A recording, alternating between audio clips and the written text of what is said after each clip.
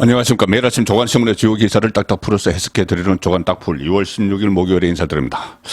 자, 오늘 아침 조간신문의 일면 토본 대부분 어제 윤석열 대통령이 비상경제회의를 주재를 하면서 도로, 철도 이런 공공요금의 그 상반기 동결, 그리고 전기료와 가스료 인상속도 조절 이런 것을 지시한 내용을 일면 톱으로 실었습니다. 그리고 은행과 통신, 가점 체제를 깨라 이런 지시도 했었죠. 자, 한국경제신문 일면 톱 기사입니다.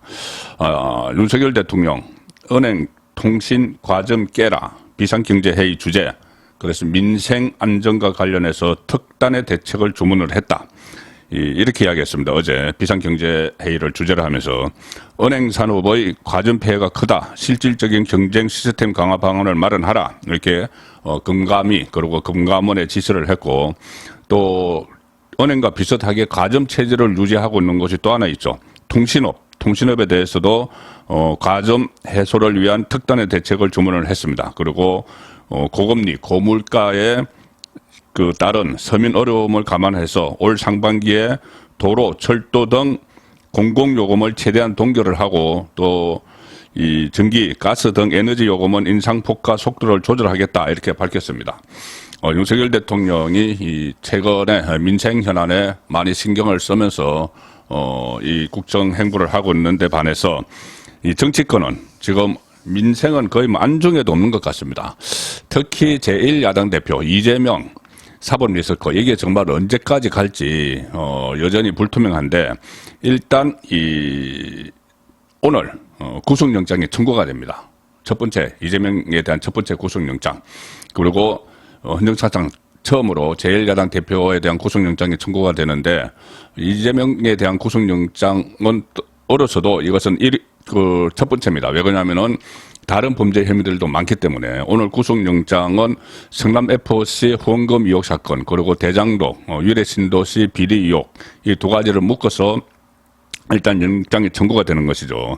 자, 동아일보 일면 기사입니다. 일면 기사인데 동아일보 일면에 이렇게 되어 있습니다. 검찰 이재명 4천억대 배임 혐의 오늘 영장 방침. 자, 대장동 위례신도시 관련해서 4천억 원대의 이 배임을 저질렀다. 업무상 배임이죠. 그리고 이재명이 성남시장 시절에 대장동 일당에 내부 정보를 흘리고 수익 몰아주기, 배분 방식 승인하고 결제했다. 자, 검찰 이재명 4천억대 배임 혐의 오늘 영장 방침. 이 성남시와 성남도시개발공사 손해를 끼친 배임 혐의 규모를 검찰은 4천억 원대로 특정을 했다. 이 구속영장 청구서에 그렇게 적었다는 겁니다. 아직 뭐 구속영장을 청구하지 않았지만은 그 동아일보가 취재를 했습니다. 그리고 대장동 사업을 통해 민간 사업자는 배당금 4,054억 원을 비롯해서 무려 7,886억 원을 수익으로 가져간 반면에 성남시와 성남도시개발공사는 1,822억 원의 고정이익만 받아갔다. 그러니까 민간업자들에 대한 초과 수익, 그 한수 제도, 한수 조항을 없애버렸기 때문에 이런 상황이 발생을 했죠. 그래서 검찰은 이 같은 수익 배분 방식을 설계한 최종 승인 결재권자가 이재명 당시 성남시장인 것으로 보고 있다. 그리고 검찰은 이재명 대표에 대해서 대장동 의혹과 관련해서는 배임, 그리고 공직자의 이해충돌 방지법 위반, 그리고 위례신도시 개발사업 특혜 의혹과 관련해서는 부패방지법 위반, 성남FC 후원금 의혹에 대해서는 제3자 뇌물죄, 이 혐의들을 적용을 해서 구속영장을 지금 청구를 하게 됩니다. 자, 지금 검찰이 이재명이 두 차례나 검찰에 출석을 했습니다. 대장동 관련해서. 성남FC 관련해서 한번 했고, 그때마다 진술을 거부를 해서 구속영장 청구가 불가피하다는 입장입니다. 이재명은 본인의 구속영장 청구 검토 소식에 대해서 누가 어디 도망간답니까? 이렇게 이야기를 했죠. 그러니까 도주의 우려가 없다. 이렇게 이야기를 했지만, 그전에 이명박, 박근혜 대통령을 지낸 사람들도 도주의 우려가 없음에도 구속이 됐고, 또 하나, 이 도주 우려 외에 검찰에서는 증거인멸 우려에 대해서 이것을 깊이 들여다보고 영장 청구를 했습니다. 아마 영장에 이 내용들도 담겨 있을 것 같습니다. 사실상 진술 거부권을 행사를 했죠. 그 검찰 조사에서. 그리고 이른바 친명계 좌장으로 불리는 민주당 정성호 의원이 이재명 대표 핵심 측근들 세 사람을 줄줄이 특별 면회를 해서 회유를 했다는 그런 의혹이었습니다. 그것도 이 증거인멸에 해당이 됩니다. 그래서 증거인멸 우려가 있어서 구속영장 청구가 불가피하다 이런 입장입니다. 제가 조금 전에 이 규모, 배임 규모를 4천억대 이렇게 말씀을 드렸는데 지금 검찰에서는 4천억대 배임을 했다는 이야기인데 문재인 정권 때 이 수사가 시작이 됐죠. 그래서 2021년 11월에 문재인 정권 검찰이 화천대유 대주주 김만배, 유동규 이 배임 혐의로 기소했을 때 이 배임 액수를 최소 1,827억 원 이렇게 공소장에 적시를 했는데 새로 수사를 하고 이재명이 관여를 했다는데 초점을 맞춰서 수사를 하고 보니 배임 액수가 2배 이상으로 늘어난 겁니다. 자, 그리고 좀 다들 궁금하실 텐데 배임 외에 지금 돈 문제가 있죠.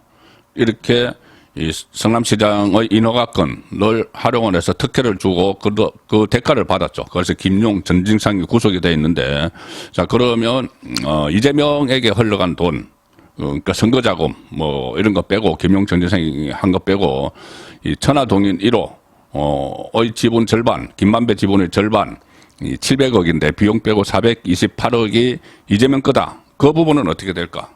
일단 구속영장에는 그 대목은 들어가지 않은 걸로 지금 동아일보가 파악을 했습니다. 이재명 대표가 대장동 일당으로부터 428억 원의 뇌물을 약속받았다는 혐의, 이거는 부정처사 후 수뢰 혐의입니다.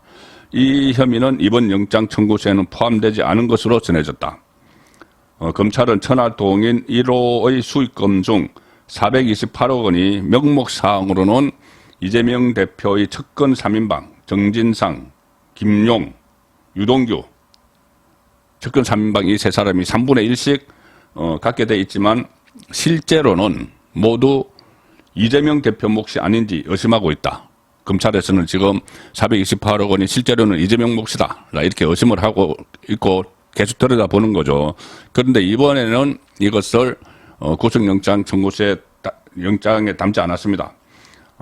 다만 현 단계에서는 수사가 미진하다고 판단해서 보강 수사를 통해 추가 물증 그리고 진술을 확보한 뒤에 기소 여부를 판단할 것으로 전해졌다. 자, 이 부분에 대한 기소는 조금 더 수사를 하고 나서 하겠다. 자, 이건 어떤 의미냐 하면은 일단은 지금 나온 배임 혐의 아니면 제3자 뇌물죄, 성남FC와 관련해서 이런 것만으로도 충분히 이 구속영장이 발부될 가능성이 높다.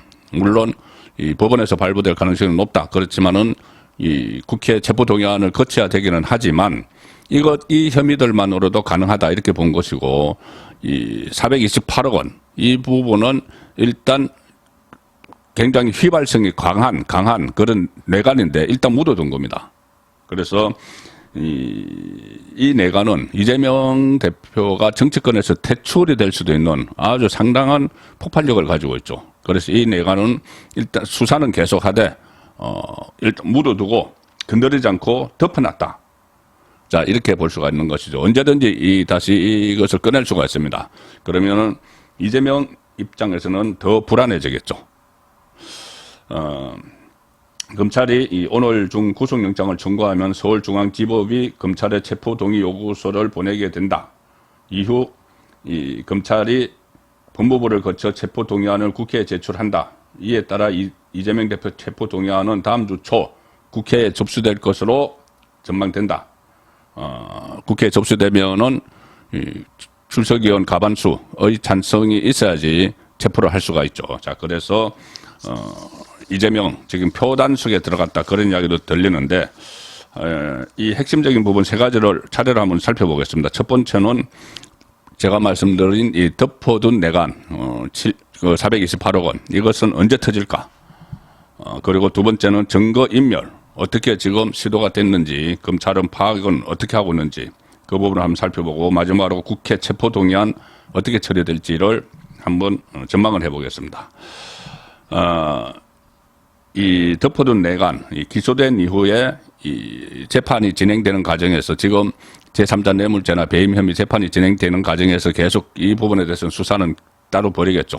그래서 그것과 기존의 재판과 맞물려서 수사가 진행이 될 텐데, 서울신문 사이면 기사입니다. 서울신문 사이면 기사 보시면, 2배 뛴 김만배 대장동 지분 캐는 검찰.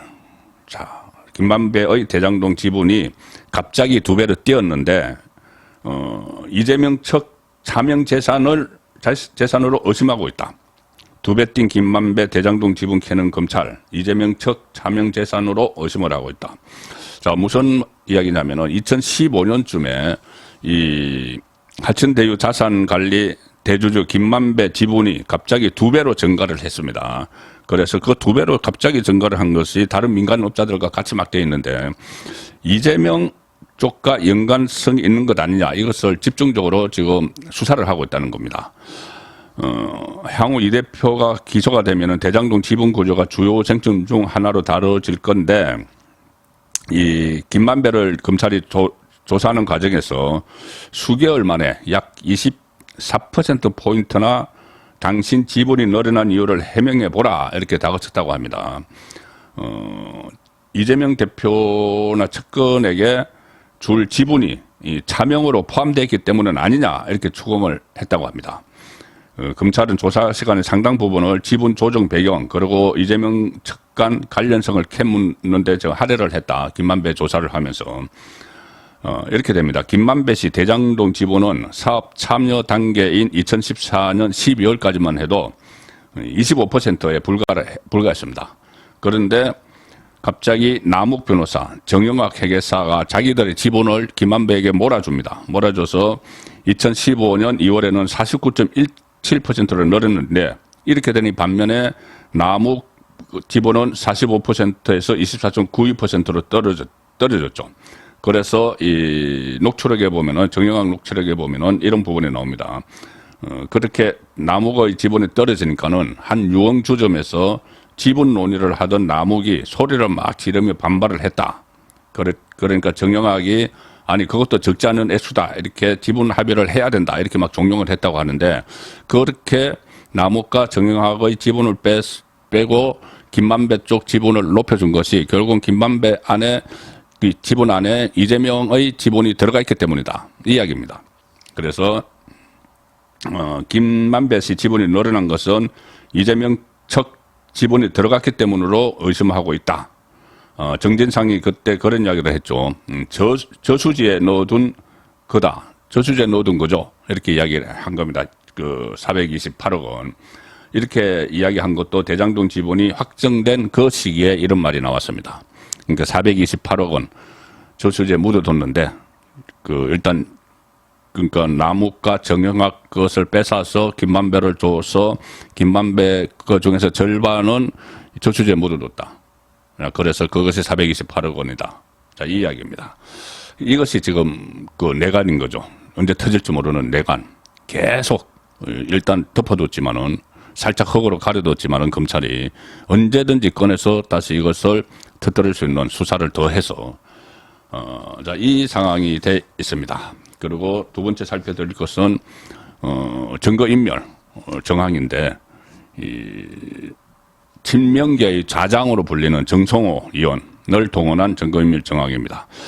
자, 중앙일보 3면 기사입니다. 중앙일보 3면 보시면, 정성호, 이화영도 접견, 야당 검찰 자료 유출 공수처 고발. 야당은 검찰에서 이 정성호의 특별면회 이 기록을 언론에 유출했다. 그래서 공수처의 그 수사팀을 고발을 한다는 건데, 그거는 별개의 문제로 또 다뤄봐야 되겠죠. 검찰이 실제로 이것을 언론에 의도적으로 유출을 했는지, 구속영장 청구를 앞두고, 이재명 영장 청구를 앞두고, 이제 그거는 그것대로 별개로 놔두고, 이 본질, 핵심을 파악을 해야 되는 겁니다. 증거인멸 시도가 실제로 어떻게 이루어졌는지.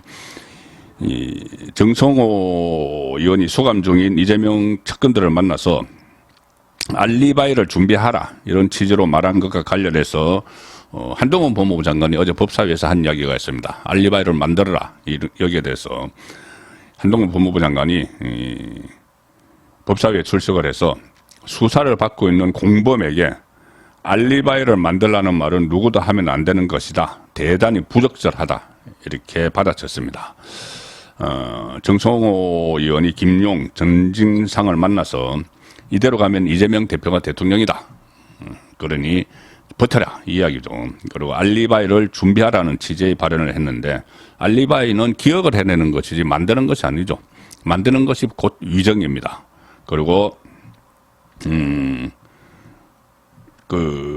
입막음 지금 의혹이 불거졌는데 또 다른 이재명의 측근 이화영 쌍방울 그룹으로부터 억대 뇌물 받은 혐의로 또 구속돼 있고 쌍방울의 대북 송금을 주선한 의혹을 받고는 이화영 전 경기도 평화부지사도 지난해 12월 접견을 했습니다. 또 여기서 또 무슨 이야기가 오갔는지는 아직 알려지지 않고 있는데 자, 그 친명계의 자장이 이재명 친명계의 수장인 이재명과 교감 없이 이재명의 구속된 핵심 측근 세 사람을 쭉 교도소 투어하듯이 하면서 만났다?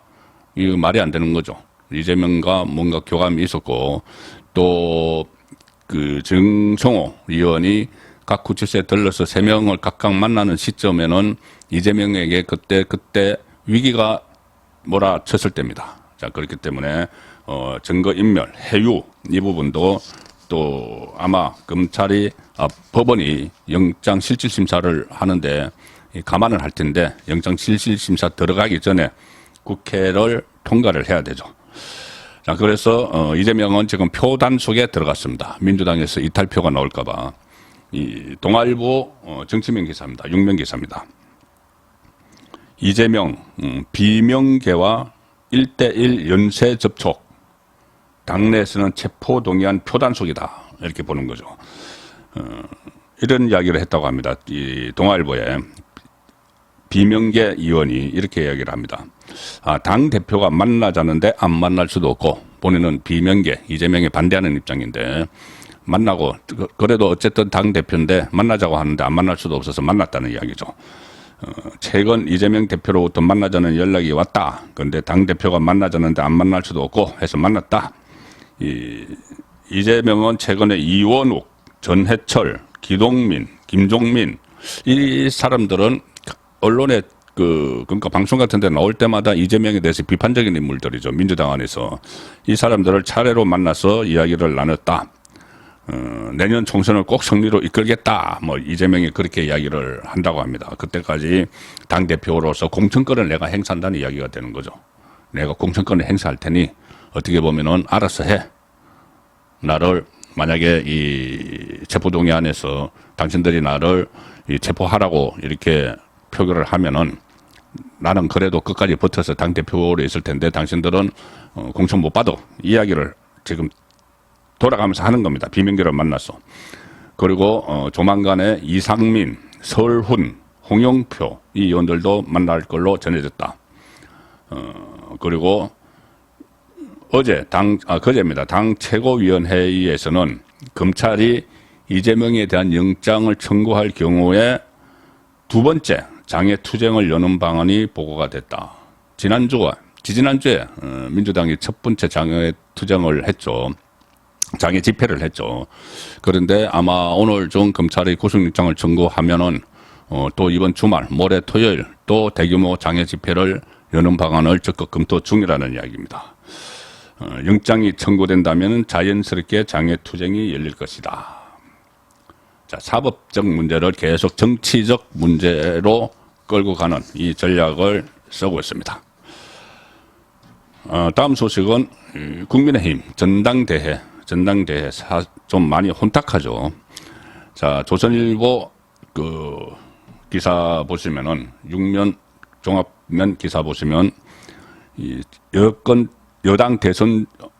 전당대회 주자들 첫 TV 토론회를 열었는데 자, 김기현은 장제원에게 당직을 안 주겠다 이렇게 이야기했고 안철수는 총선 승리 후에 사퇴하겠다 이렇게 이야기한 것을 제목으로 뽑았습니다. 김기현은 김장연대에서 장제원과 연대했을 때 그 친윤 핵심인 장제원 의원이 김기현 대표 체제에서 사무총장을 맡아서 뭐 공천권을 행사할 것이다 이런 이야기가 나왔죠. 그래서 장제원에게 그런 당직은 안 줄 것이다 이렇게 못을 박았고, 안철수 후보는 원래 이 대표 임기가 2년인데 내년 그 총선까지 내년 4월 총선까지 한 1년 정도만 대표를 하고 사퇴하겠다 이것을 약속을 했습니다. 어떻게 보면 배수진을 친 거죠. 지금 약간 지지율에서 밀리니까 배수진을 친 건데 왜 사퇴하겠다고 했느냐 하면은 그만큼 총선 승리에 모든 걸 다 걸겠다. 1년 동안 총선 승리에 다 걸고 총선 승리하면은 사퇴하겠다 이렇게 약속을 한 겁니다. 어제 TV토론에서 TV조선이 주관을 한 TV토론에서 몇 가지 흥미로운 그 질문들이 나왔는데 그중에 이런 게 있었습니다. 국민의힘 당대표 경선을 하는데 OX 퀴즈가 있었습니다. 이것을 어떻게 할 거냐, OX 이걸 했는데 주목되는 부분이 일단 뭐 여러 개 있지만 두 가지만 말씀을 드리면은, 자, 총선 때 한동훈을 선대위원장으로 삼겠느냐, 한동훈 법무부 장관을 총선 때 선대위원장으로 영입을 하겠느냐. 상당히 어떻게 보면 좀 민감한 문제죠. 아직 법무부 장관이고, 그리고 또 민주당에서 막 계속 시비를 거는 인물인데 여기에 대해서 선대위원장으로 삼겠느냐, 김기현, 한교안, 천하람 전부 노 했습니다. 당장 선대위원장으로 삼겠다는 건 참 부담이 있는 발언이죠. 그런데 안철수 후보는 예스, 선대위원장으로 삼겠다. 조금 전에 제가 이 총선에 올인하기 위해서 1년만 하겠다고 안철수 후보가 이야기했다고 말씀드렸죠. 그 연장선상입니다. 총선 승리를 위해서는 한동훈 같은 사람이 있어야 된다. 그리고 또 지금 윤심이 김기현 후보에게 얹혀 있는 것으로 이렇게 파악이 되고 있으니까 윤석열 대통령과 가장 핵심인 가까운 한동훈 법무부 장관을 그 선대위원장으로 영입을 하겠다. 안철수 후보가 그렇게 이야기를 한 측면도 있습니다. 자, 그런데 왜 그러면 한동훈을 선대위원장으로 영입을 하려고 하느냐? 자, 그 부분에 대해서 오늘 그 라디오에 출연을 해서 안철수 후보가 이유를 설명을 했습니다. 뭐라고 했냐면은 진행자 CBS 라디오 김현정의 뉴스쇼 오늘 아침에 진행자가 묻습니다. 다른 후보들은 법무부 장관이 장관직 내려놓자마자 여당 선대위원장 한다고 하면 야당에서 공격을 할 것이다. 그래서 아마 영입을 안 하려고 하는데 왜 당신은 그래서 영입을 하려고 하느냐. 자, 이렇게 물었습니다. 이렇게 물은 데 대해서 안철수 후보는 그 다른 후보들의 생각이 짧았다. 이렇게 대답을 합니다. 그러면서 하는 이야기는 한동훈 장관이 여러 가지 활동을 하는 걸 보면 시원시원하게 일처리를 해서 국민들에게 호감을 주고 있다. 적당한 시간과 명분을 갖추면 충분히 선대위원장 역할을 할 수 있다는 말을 제가 어제 한 거다. 이렇게 이야기를 했습니다. 그러면서 지금 대통령은, 윤석열 대통령은 검찰총장 출신 아닌가? 대선 후보를 거쳐 대통령이 됐다. 어느 정도 시간은 필요하다. 정치 경험을 쌓는 시간만 주어지면 한동훈 장관이 충분히 선대위원장 노릇을 할 것이다. 이렇게 대답을 했습니다. 오늘 마지막 소개해드릴 기사는 조선일보 6면 기사입니다. 어제 윤석열 대통령을 명예 당대표로 추대한다. 이런 이야기들이 대통령실과 친윤 진영에서 동시에 나와서 제가 소개를 드렸죠. 자, 그런데 조선일보 오늘자 6면 기사 보시면 윤석열 대통령 명예 당대표 띄우던 친윤 당내에서 우려 나오자 근거 없는 얘기다. 이렇게 한 발 물러섰습니다. 친윤 핵심 이철규 의원 어제 오전에는 기자들과 만나서 윤석열 대통령이 명예 당대표를 맡는 방안이 거론되고 있다는 언론 보도에 대해서 이렇게 이야기합니다. 누가 말했는지 모르지만 가능한 얘기다. 당과 대통령이 같은 방향을 보고 가야지 지금까지 당정 분리론이라는 게 좀 잘못됐던 것 같아. 이렇게 이야기했습니다. 그리고 다른 관계자들도 그쪽 식으로 그런 양식으로 이야기를 했는데 지금 대통령의 명예 당대표소를 두고 또 여러 가지 어제 논란이 있었습니다. 그렇게 되니 일단 한 발짝 물러났습니다. 똑같은 이철규 의원이 오후에는 그런 방안, 그러니까 대통령이 명예 당대표를 맡는 방안은 전혀 거론된 바 없다. 그리고 친윤 핵심 위원도 어디서 나온 얘기인지 재차 확인해 봤는데 근거도 없고 사실도 아니다. 이렇게 이야기를 했습니다. 대통령이 명예 당대표를 맡는 방안, 이것은 그냥 뭐 당대표를, 그러니까 명칭이 뭐든지 간에, 이준석 트라우마가 있기 때문에 또 노무현 정부 때부터 당정 분리를 한 이후에 실제로 이것이 국정 운영에 도움이 됐느냐, 이 부분에 대해서는 또 회의감도 있습니다. 그래서, 책임 정치 차원, 그리고 이 당정이 호흡을 맞춰서 국정 운영을 하는 차원에서 대통령실과 여당의 관계가 좀 더 호흡을 맞추는 그런 쪽으로 가야 되지 않느냐. 그 논란은 아마 전당대회가 끝나고 나면은 아니면은 전당대회 기간 중이라도 본격적으로 그 논의에 불이 붙을 것 같습니다. 2월 16일 보내드린 조간 딱풀이었습니다.